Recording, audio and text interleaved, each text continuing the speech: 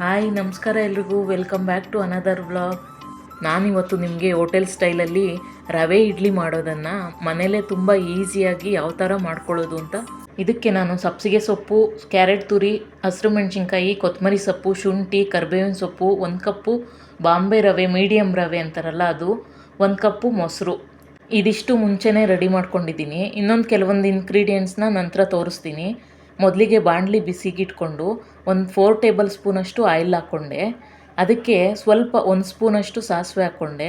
ಸಾಸಿವೆ ಸ್ವಲ್ಪ ಜಾಸ್ತಿ ಇದ್ದರೆ ತುಂಬ ಚೆನ್ನಾಗಿರುತ್ತೆ. ಇದಕ್ಕೆ ಅರ್ಧ ಸ್ಪೂನಷ್ಟು ಜೀರಿಗೆ ಹಾಕ್ಕೊಂಡು, ಸಾಸಿವೆ ಜೀರಿಗೆ ಸ್ವಲ್ಪ ಸಿಡಿದ ಮೇಲೆ 1 ಸ್ಪೂನ್ ಕಡಲೆಬೇಳೆ, 1 ಸ್ಪೂನ್ ಉದ್ದಿನಬೇಳೆ ತೊಗೊಂಡು ಹಾಕ್ಕೊಂಡು ಫ್ರೈ ಮಾಡ್ಕೊತಾ ಇದ್ದೀನಿ. ನಂತರ ಇದಕ್ಕೆ ಒಂದು ಸ್ವಲ್ಪ ಚಿಟಿಕೆ ಹಿಂಗೆ ಹಾಕ್ಕೊಂಡು ಇದನ್ನು ಚೆನ್ನಾಗಿ ಮಿಕ್ಸ್ ಮಾಡ್ಕೊತಾ ಇದ್ದೀನಿ. ನಂತರ ಇದಕ್ಕೆ ಕರಿಬೇವಿನ ಸೊಪ್ಪು, ಹಚ್ಚಿರೋ ಹಸಿರು ಮೆಣಸಿನ್ಕಾಯಿನ ಸೇರಿಸ್ಕೊಂಡು ಇದನ್ನೆಲ್ಲ ಜಾಸ್ತಿ ಏನು ಫ್ರೈ ಮಾಡೋ ಅವಶ್ಯಕತೆ ಏನಿಲ್ಲ. ನಂತರ ಇದಕ್ಕೆ ನಾನು 1 ಕಪ್ ಆಗೋಷ್ಟು ರವೆನ ಸೇರಿಸ್ಕೊತಾ ಇದ್ದೀನಿ. ನಾನು ಇದಕ್ಕೆ ಮೀಡಿಯಮ್ ರವೆ ತೊಗೊಂಡಿದ್ದೀನಿ. ಇದಕ್ಕೆ ಬಾಂಬೆ ರವೆ ಅಂತಲೂ ಕರೀತಾರೆ. ಈ ರವೆ ಸ್ವಲ್ಪ ಬಿಸಿಯಾದರೆ ಸಾಕು, ಜಾಸ್ತಿ ಹುರ್ಕೊಳ್ಳೋ ಅವಶ್ಯಕತೆ ಏನಿಲ್ಲ. ರವೆನ ಜಾಸ್ತಿ ಹುರ್ಕೊಂಡಷ್ಟು ಇಡ್ಲಿ ಚೆನ್ನಾಗಿ ಬರೋದಿಲ್ಲ. ಸಣ್ಣ ಊರಿನಲ್ಲಿ 1 ನಿಮಿಷ ಹುರ್ಕೊಂಡಿದ್ದೀನಿ ಅಷ್ಟೇ.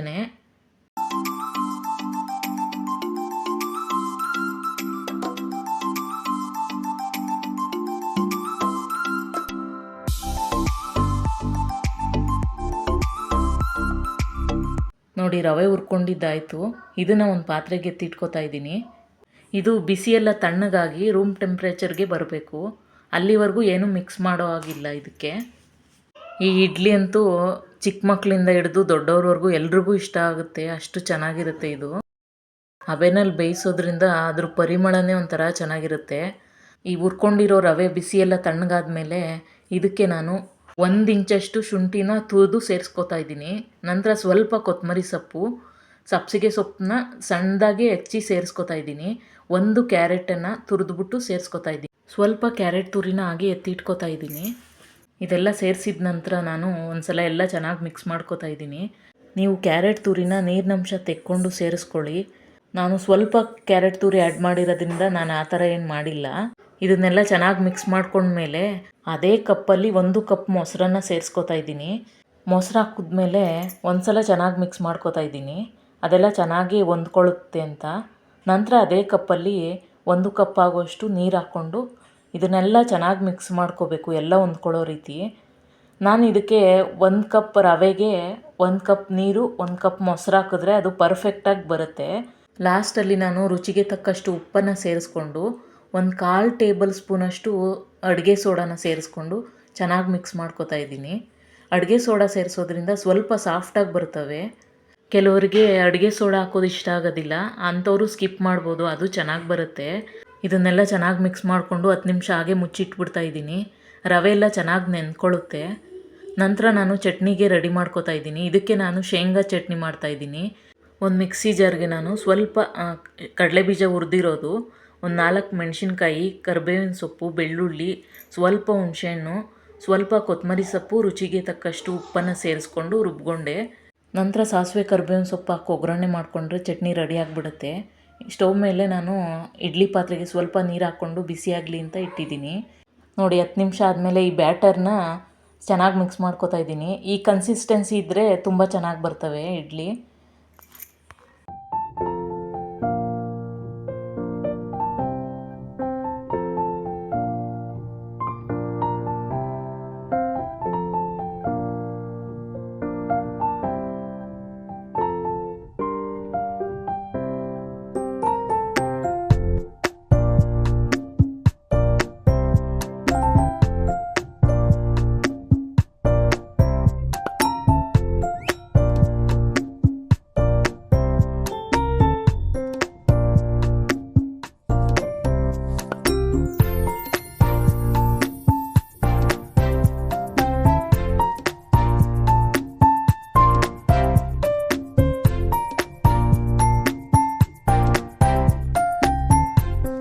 ಇದನ್ನು ನಾನು ಮೀಡಿಯಮ್ ಫ್ಲೇಮ್ನಲ್ಲಿ 6-7 ನಿಮಿಷ ಬೇಯಿಸ್ಕೊಂಡಿದ್ದೀನಿ ಅಷ್ಟೇ. ಈ ಇಡ್ಲಿ ಬ್ಯಾಟರ್ನ ನಾನು ಆ ಪ್ಲೇಟ್ಗಳು ತುಂಬ ಹಾಕ್ಕೊಂಡಿರೋದ್ರಿಂದ ಅದು ಚೆನ್ನಾಗಿ ಉಬ್ಕೊಂಡಿದೆ. ನನಗೆ ಸ್ವಲ್ಪ ರವೆ ಇಡ್ಲಿ ದೊಡ್ಡದಾಗಿದ್ದರೆ ಚೆನ್ನಾಗಿರುತ್ತೆ ಅಂತ ನಾನು ಈ ಥರ ಪ್ಲೇಟ್ ತುಂಬ ಹಾಕ್ಕೊಂಡಿದ್ದೀನಿ. ನಿಮಗೆ ಇಡ್ಲಿ ಸೈಜ್ ಚಿಕ್ಕದಾಗಿ ಬೇಕು ಅಂದರೆ ಕಡಿಮೆ ಹಾಕೋಬೋದು. ನೀವು ಈ ಪ್ಲೇಟಲ್ಲಿ ಇಡ್ಲಿನ ಸ್ವಲ್ಪ ತಣ್ಣಗಾದ್ಮೇಲೆ ಎತ್ಕೊಂಡು ಪ್ಲೇಟ್ಗೆ ಹಾಕ್ಕೋಬೇಕಾಗತ್ತೆ. ಬಿಸಿ ಇದ್ದಾಗ ಎತ್ಕೊಳ್ಳೋಕೆ ಹೋಗಬೇಡಿ. ನೋಡಿ ಎಷ್ಟು ಪರ್ಫೆಕ್ಟಾಗಿ ಬಂದಿದೆ. ರುಚಿಯಂತೂ ತುಂಬ ಚೆನ್ನಾಗಿರುತ್ತೆ. ಒಂದ್ಸಲ ಟ್ರೈ ಮಾಡಿ ನೋಡಿ ಅಂತ ಹೇಳ್ತಾ ಈ ವಿಡಿಯೋನ ಇಲ್ಲಿಗೆ ಎಂಡ್ ಮಾಡ್ತಾ ಇದ್ದೀನಿ. ಈ ವಿಡಿಯೋ ನಿಮ್ಗೇನಾದರೂ ಇಷ್ಟ ಆದರೆ ಪ್ಲೀಸ್ ಲೈಕ್ ಮಾಡಿ, ಶೇರ್ ಮಾಡಿ, ಸಬ್ಸ್ಕ್ರೈಬ್ ಮಾಡಿ. ಹೊಸೊಬ್ರು ಯಾರೆಲ್ಲ ನೋಡ್ತಾ ಇದ್ದರೆ ಪ್ಲೀಸ್ ಸಬ್ಸ್ಕ್ರೈಬ್ ಮಾಡ್ಕೊಂಡು ನೋಡಿ. ನೆಕ್ಸ್ಟ್ ವಿಡಿಯೋದಲ್ಲಿ ಸಿಗ್ತೀನಿ. Thanks for watching.